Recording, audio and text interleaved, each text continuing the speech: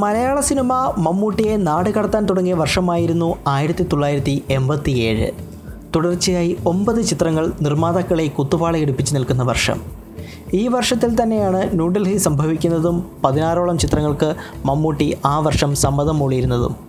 ടി.ഇ. വാസുദേവൻ നിർമ്മിച്ച് എം. കൃഷ്ണൻ നായർ സംവിധാനം ചെയ്ത കാലം മാറി കഥ മാറി എന്ന ചിത്രത്തിനും മമ്മൂട്ടി ഡേറ്റ് കൊടുത്തത് ഇതേ വർഷമാണ്. ടി.ഇ. വാസുദേവനില്ലാതെ മലയാള സിനിമയുടെ ചരിത്രമില്ല.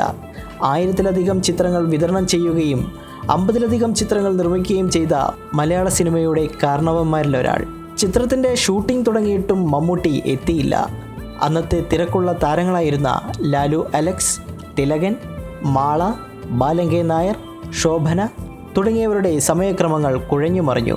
മമ്മൂട്ടിയുടെ വൈകൽ കാരണം 1.5 ലക്ഷത്തോളം രൂപയുടെ നഷ്ടം നിർമ്മാതാവായ ടി.ഇ. വാസുദേവന് വന്നു ചേർന്നു. മറ്റു ചിത്രങ്ങളുടെ തിരക്കിൽ നിന്നും മമ്മൂട്ടി ഓടിയെത്തി.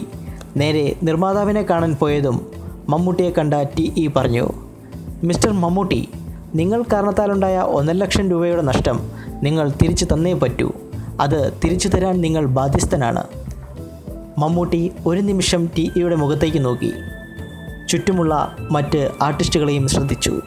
എന്നിട്ട് തൻ്റെ കയ്യിലുള്ള ബാഗ് തുറന്നു. അതിനുള്ളിൽ നിന്നും ചെക്ക് ബുക്ക് എടുത്ത് 1.5 ലക്ഷം രൂപ എഴുതി ടി.യുടെ കയ്യിൽ കൊടുത്ത് പറഞ്ഞു, സാർ, എൻ്റെ ഭാഗത്തു നിന്നും വന്ന തെറ്റിന് ഞാൻ ക്ഷമ ചോദിക്കുന്നു.